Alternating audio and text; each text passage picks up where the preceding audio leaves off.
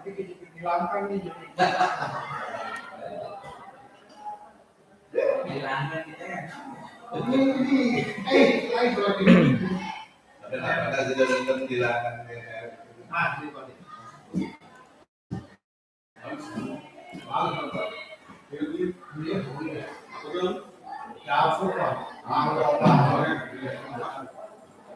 Silakan Bapak Ibu Guru.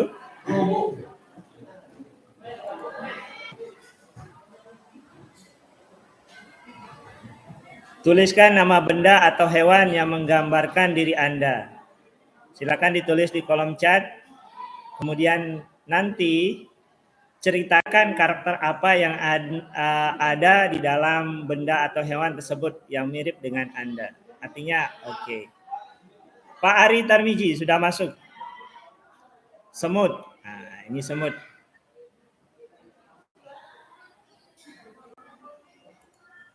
Jika dilihat memang semut memiliki bentuk yang kecil. Luar biasa. Nanti dideskripsikan Pak Ari.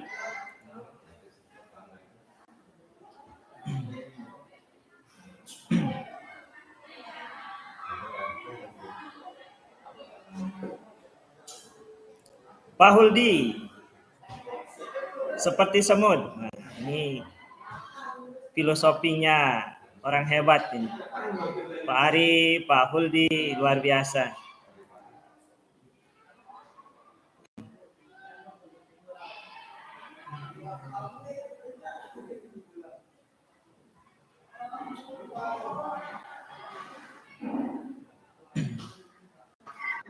Kok sama Pak Ari ya? Atau gara-gara sama-sama badannya kecil ini sebenarnya? Kemungkinan sama-sama enggak punya daging di badannya.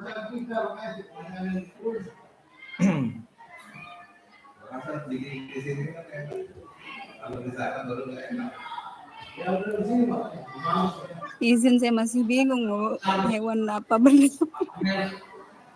Silakan Bu Sulawati. Kayak Bingung saya. pertemuan pertama itu aja. Kayak pertemuan awal, Zoom awal itu. Itu kan benda itu boleh dipakai. Bukan benda, tumbuhan itu. Nyamuk juga bisa Bu Susi. Nyamuk bisa Bu Susi. Nyamuk kan dia ada manfaatnya.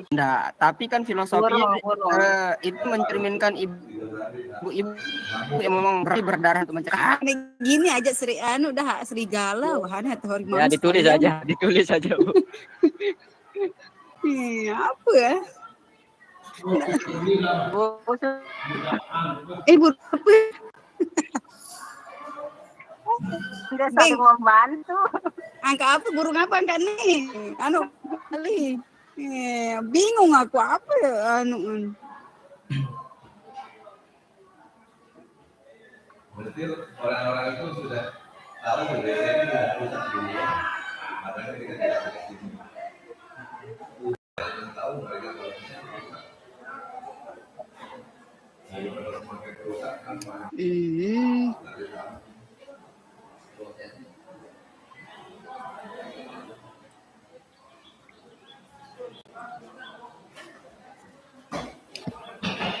Bu Julaini. Silakan Bu Julaini. Sama Bu Susilawati. Yang. Tar. Tuliskan satu nama benda atau hewan yang menggambarkan diri Anda. Silakan ditulis di kolom chat. Kemudian nanti mungkin masing-masing Bapak Ibu Guru untuk menceritakan karakter apa yang ada di dalam benda atau hewan tersebut. Yang mirip dengan karakter Bapak Ibu Guru.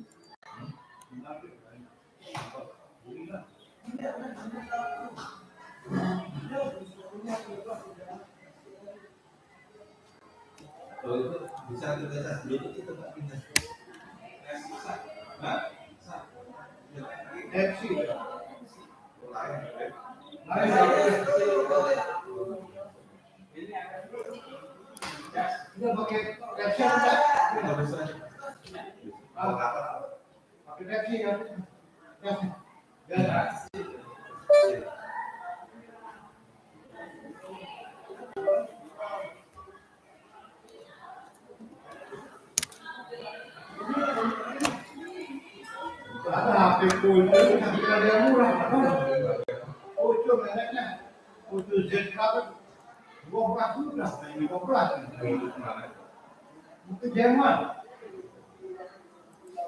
Ya, kita sambil menunggu dari Bu Julaini sama Bu Susilawati, silahkan Pak, kita mulai dari Pak Huldi.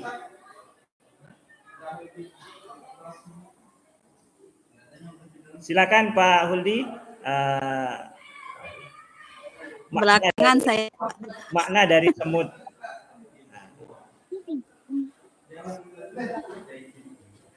Ya, jadi seperti yang saya tuliskan di kolom chat bahwa semut itu menggambarkan salah satu kepribadian yang ada dalam Nanti diri kesini saya. lagi. Kenapa? Iya. Karena kita bisa belajar banyak dari semut. Jadi semut itu kerjasama kompakannya sangat luar biasa. Jadi selalu bergotong royong dengan sesamanya. Itu saja, Bapak.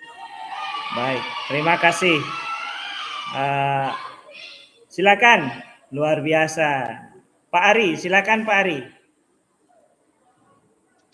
Ya, semut. Saya juga memilih semut sama-sama Pak Huldi ya. Tapi mungkin jawabannya hampir sama. Tapi jika dilihat ini beda dia. Jadi memang semut memiliki bentuk yang kecil. Jika satu semut ya. Nah, jika mereka bersama, mereka akan kuat. Seperti contohnya, saat itu tidak akan bisa mengangkat satu butir beras tersebut. Nah, jadi jika mereka bersama, mereka akan bisa mengangkatnya. Tapi ada kelemahannya juga semut dari segi kehidupan. Jika ratu semut meninggal, nah semut mereka akan kehilangan arah. Begitu saja filosofi dari semut, Pak. Luar biasa. Terima kasih Pak Ari.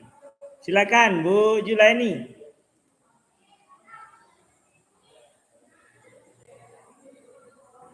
Ya, terima kasih Pak. Mungkin saya memilih kertas ya Pak. Dari kertas yang putih, polos, dan di sana dia akan, kalau dituliskan dengan menggunakan pulpen, nanti akan bisa berguna, bisa dibaca, dan bisa bermanfaat untuk orang.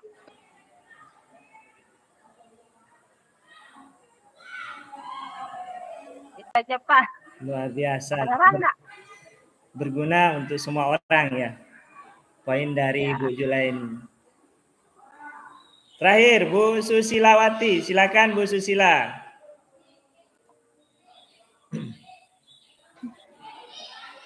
Izin ketawa dulu Pak, makasih. Kalau saya seperti kerang Pak, ya yang bermanfaat, seperti kerang yang ada di lautan, walaupun diterjang badai di lautan atau apa Pak, yang bisa bermanfaat buat orang, walaupun jarang ditemukan dan juga sulit, tetapi sangat berharga buat semua orang Pak. Luar biasa, terima kasih Bapak Ibu guru hebat. Filosofi ini adalah memperkuat Bapak Ibu guru dalam mengembang kehidupan, mengembang amanah yang ada di pundak kita semua.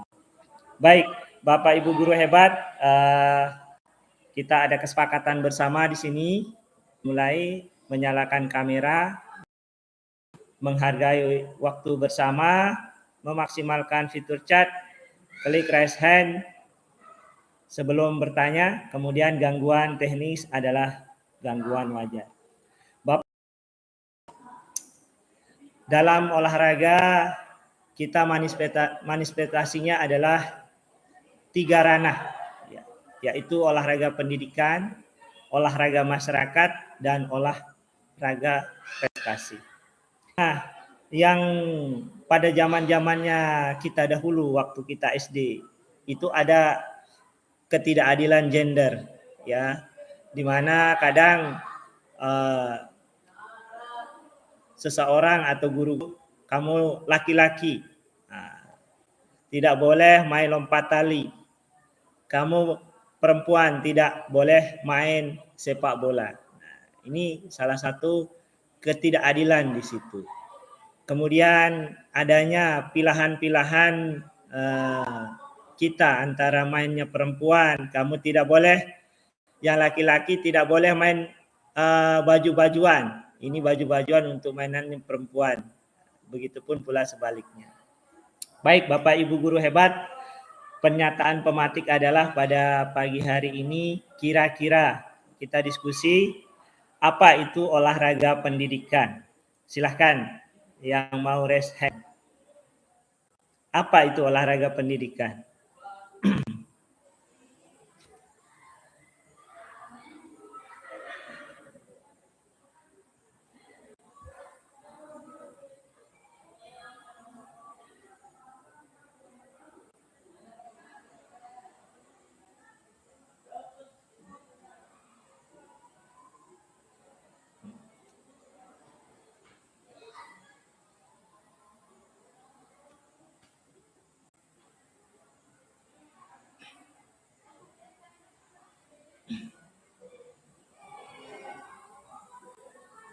Silakan Bapak Ibu guru raise hand yang boleh menyampaikan pendapatnya.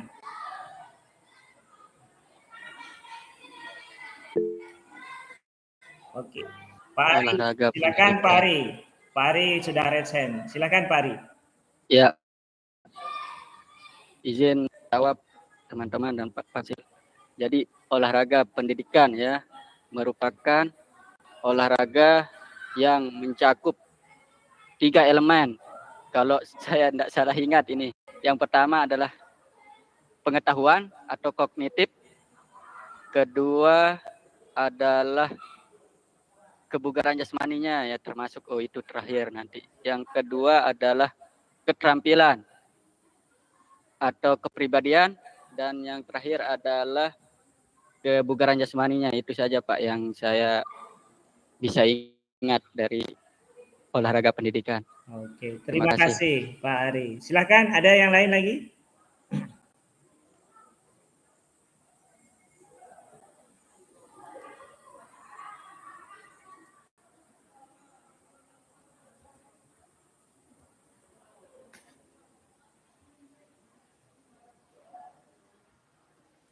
Silakan Resen. Apa itu olahraga pendidikan menurut Bapak Ibu guru?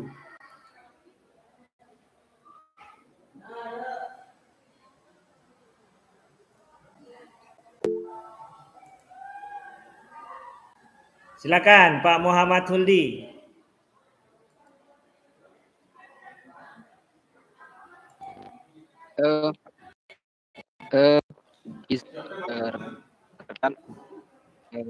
Sedikit yang disampaikan oleh Pak Ari tadi bahwa benar olahraga pendidikan itu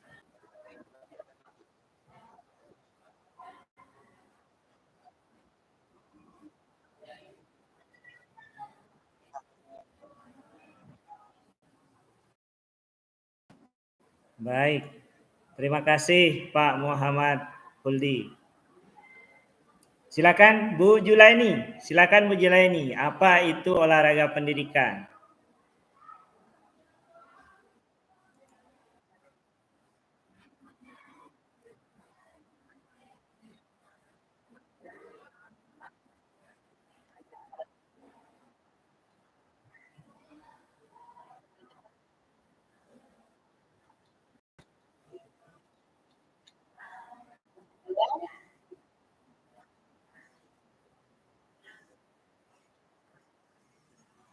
Luar biasa.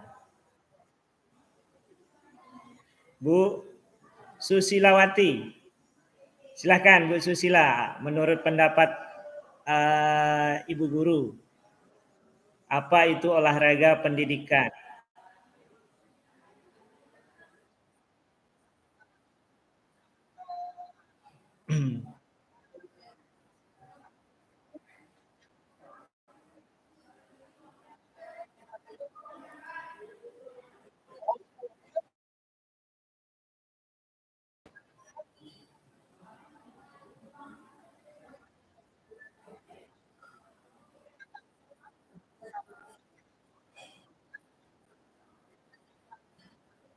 Baik, terima kasih. Bapak Ibu guru hebat, olahraga pendidikan itu ada di tempat-tempat pendidikan. Ya, jadi di sekolah anak-anak itu belajar tentang karate, kita berikan materi karate itu berada di lingkungan pendidikan. Jadi mereka memperoleh pengetahuannya, kebugarannya, semuanya mereka peroleh itu di sekolah dengan teman-temannya. Ya, Bapak Ibu guru. Kemudian olahraga masyarakat. Nah, atau sama saja semuanya. Ya, kita yang dua ini, masyarakat dan olahraga prestasi.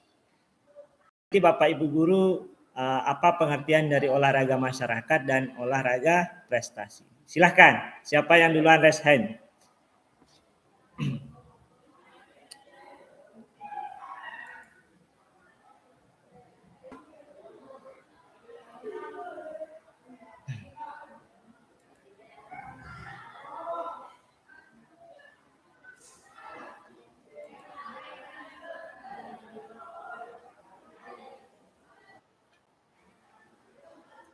Pak Ari, silakan Pak Ari, pendapatnya tentang olahraga masyarakat dan olahraga prestasi.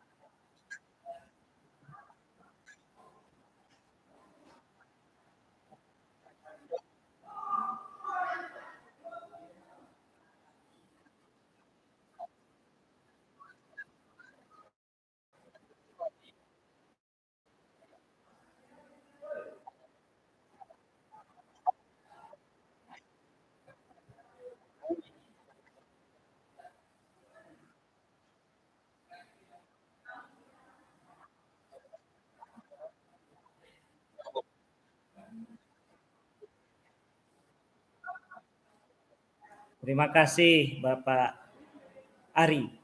Silakan yang berikutnya Pak Muhammad Huldi menyampaikan pendapatnya tentang olahraga masyarakat dan olahraga prestasi.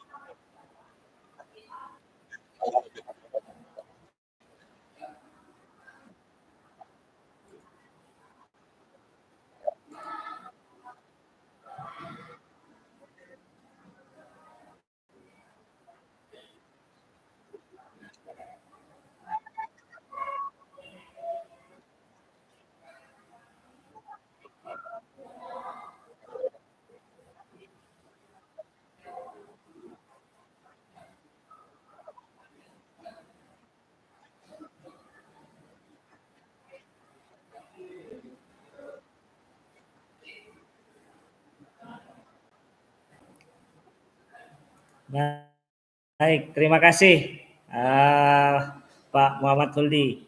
Jadi kalau menurut Pak Huldi itu, kalau masyarakat itu sesuai dengan olahraga tradisional yang ada di masyarakat. Kemudian prestasi adalah olahraga yang berjenjang. Itu poin penting intinya dari Pak Muhammad Huldi. Silakan Bu Julaini, pendapat dari Bu Julaini, apa itu olahraga masyarakat dan olahraga prestasi?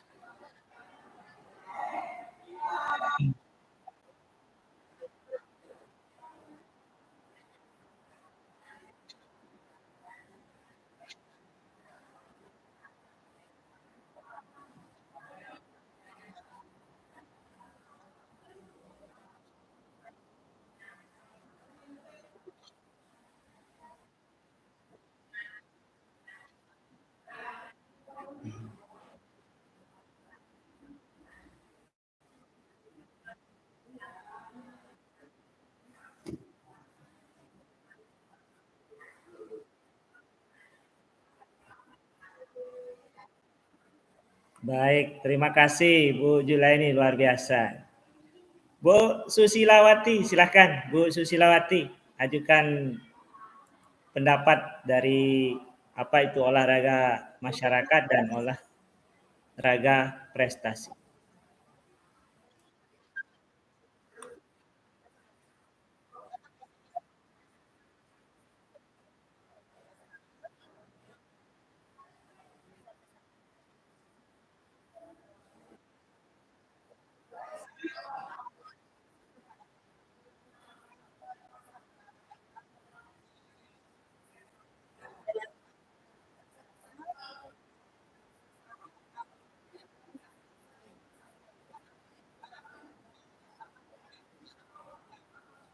Baik, terima kasih Bu Susilawati, luar biasa. Kita masuk ke Pak Heri Siswanto. Selamat pagi Pak Heri. Kita di sini membahas tentang apa itu pengertian olahraga pendidikan, kemudian olahraga masyarakat dan olahraga prestasi. Nah, menurut Pak Heri, apa itu olahraga pendidikan, olahraga masyarakat dan olahraga prestasi? Silakan pendapatnya Pak Heri.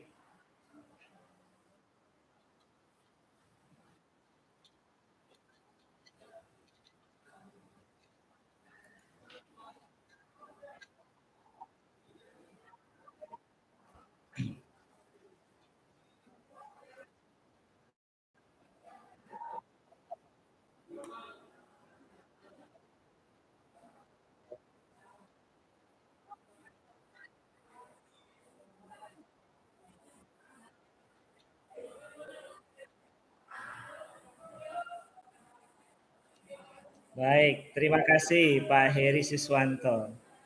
Pak Muzakar, selamat pagi Pak Muzakar. Silakan menurut pendapat Pak Muzakar, apa itu olahraga pendidikan, olahraga masyarakat, dan olahraga prestasi?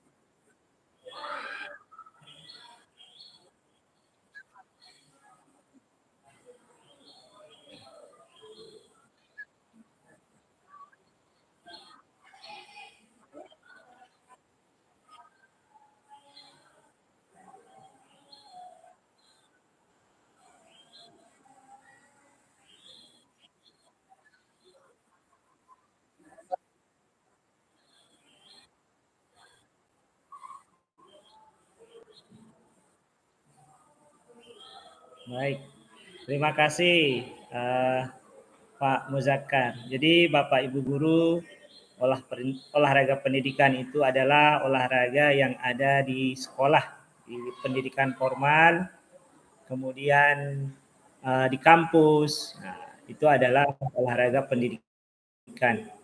Kemudian olahraga masyarakat itu adalah olahraga yang ada di masyarakat seperti budaya perisean. Kemudian kalau di Lombok Timur itu ada namanya belanjakan, itu adalah olahraga masyarakat. Kemudian olahraga prestasi itu adalah olahraga yang butuh pembinaan. Pembinaan kayak di yang biasa kita lihat di atletik itu ada yang menaungi olahraga cabur itu adalah olahraga prestasi. Nah, di beberapa sekolah Bapak Ibu guru masih tidak adanya keadilan gender di situ. Ya, masih memilih mana yang cocok untuk olahraga laki-laki, mana untuk perempuan. Sekarang ini harus sama Bapak Ibu guru hebat. Jika anak-anak kita ingin olahraga yang perempuan itu seperti yang saya katakan tadi, dia ingin sepak bola, maka kita sebagai guru olahraga memfasilitasi anak-anak kita yang perempuan itu untuk berolahraga sepak bola. Demikian juga dengan olahraga yang lain Bapak Ibu guru. Tuh, kita lanjutkan marginalisasi, yaitu proses atau kondisi di mana sekelompok individu atau kelompok sosial dianggap tidak penting. Kemudian patriarki adalah suatu sistem sosial dan politik di mana pria mendominasi dan memegang kendali atas banyak aspek kehidupan, termasuk dalam keluarga, masyarakat, dan struktur kekuasaan. Dalam sistem ini, kekuasaan, keputusan, dan hak istimewa cenderung diberikan atau dikonsentrasikan pada pria atau laki-laki. Sedangkan perempuan dianggap lebih rendah atau dianggap sebagai kelompok yang harus tunduk pada otoritas pria. Jadi Bapak Ibu guru, dalam ranah kita di sekolah, haknya Bapak Ibu guru antara Bapak dan Ibu itu sama untuk mengambil suatu keputusan, ya, atau suatu musyawarah. Haknya Bapak Ibu guru, haknya kita semua itu sama, tidak boleh dibeda-bedakan. Nah, ini ketidakadilan gender itu selalu ada kadang di dunia pendidikan atau di sekolah. Nah, yang berikutnya adalah kemana? Kemana? Ya, ini ada miskonsepsi pendidikan jasmani. Ketika orang ditanya dengan pertanyaan sederhana, apa tujuan pendidikan jasmani di sekolah? Dengan penuh keyakinan orang akan menjawab bahwa bertujuan untuk menjadikan peserta didik sehat dan bugar. Kemudian akademisi, praktisi, orang awam, itu bahasanya. Nah, dalam kurikulum nomor 20 tahun 2003, Pendidikan Nasional berfungsi mengembangkan kemampuan dan membentuk watak serta peradaban bangsa yang bermartabat dalam rangka mencerdaskan kehidupan bangsa, bertujuan untuk berkembangnya potensi peserta didik agar menjadi manusia yang beriman dan bertakwa terhadap Tuhan Yang Maha Esa. Berakhlak mulia, sehat, berilmu, cakap, kreatif, dan mandiri, menjadi warga negara yang demokratis serta bertanggung jawab. Apa itu pendidikan inklusi? Kira-kira ini kita masuk ke ranah yang lebih spesifik lagi kayaknya Bapak Ibu guru. Menurut Ibu guru, apa itu pendidikan inklusi?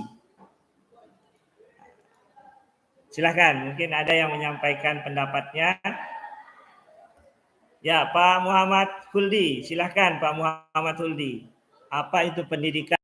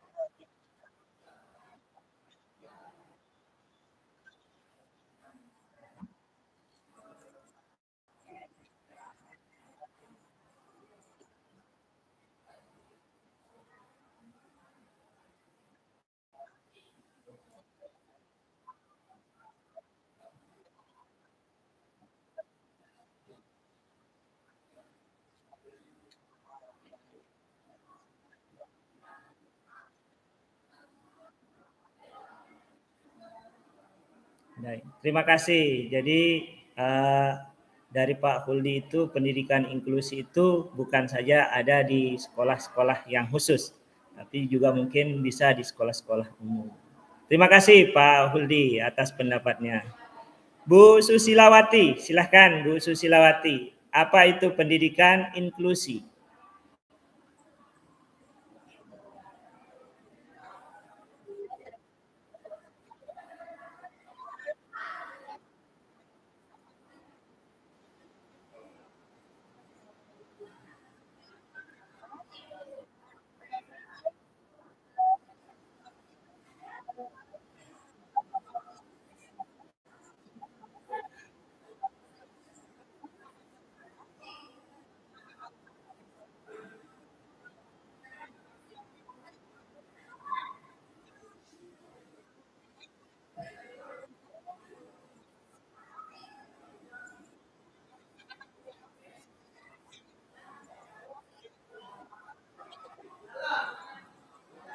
Ya, terima kasih Bu Susilawati.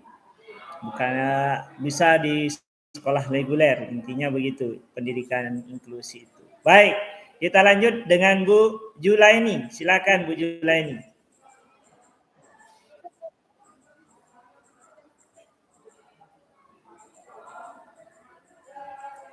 Halo Bu Julaini. Silakan. Menurut pendapat Bu Julaini, apa itu pendidikan inklusi?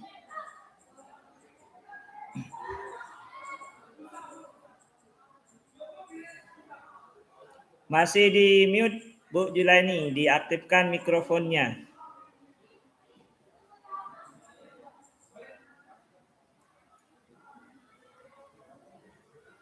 Ya, kita lanjut saja sambil menunggu Bu Julaini.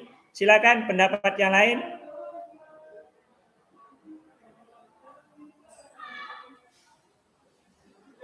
Pak Muzakkar, silakan. Apa mungkin pendapat dari Pak Muzakkar? Apa itu pendidikan inklusi?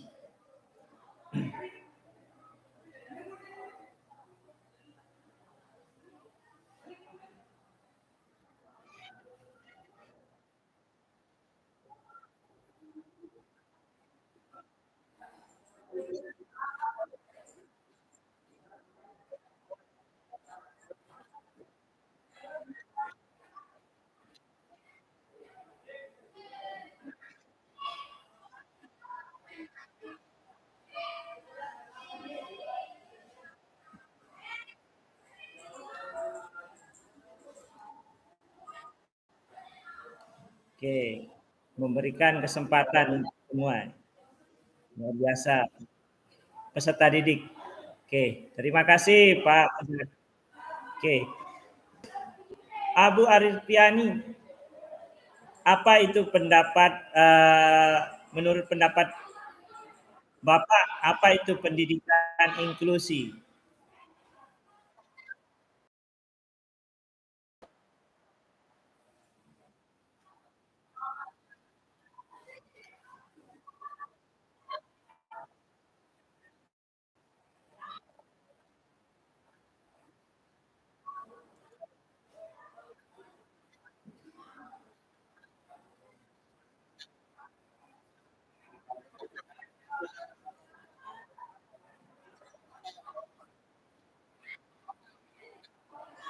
Baik, terima kasih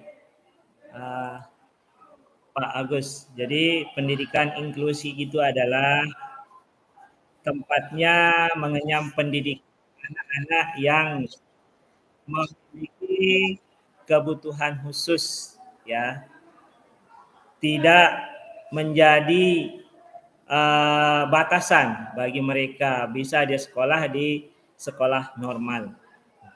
Jadi itu pendidikan inklusi itu adalah pendidikan yang memiliki kebutuhan khusus.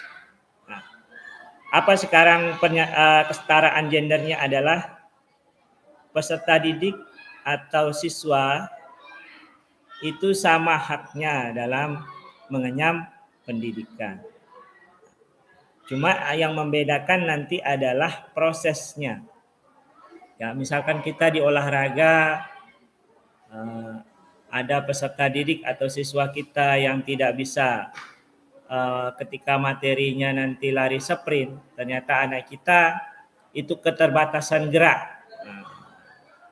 Tapi itu sama haknya. Dia boleh mengikuti apabila memiliki kemampuan, apabila dia merasa mampu.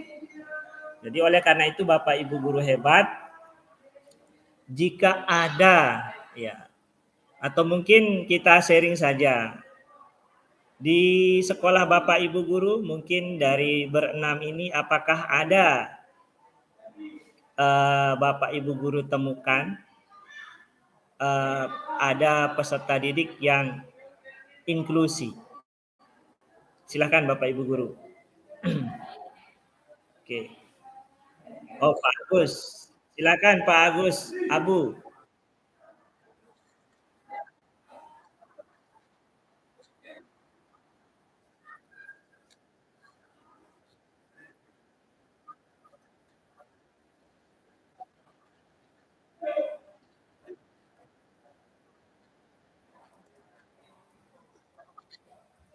Oke.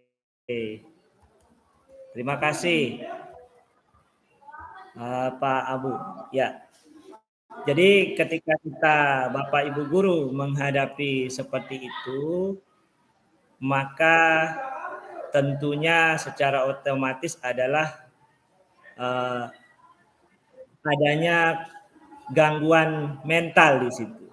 Gangguan mental dalam arti anak itu akan merasa minder ya, di situ.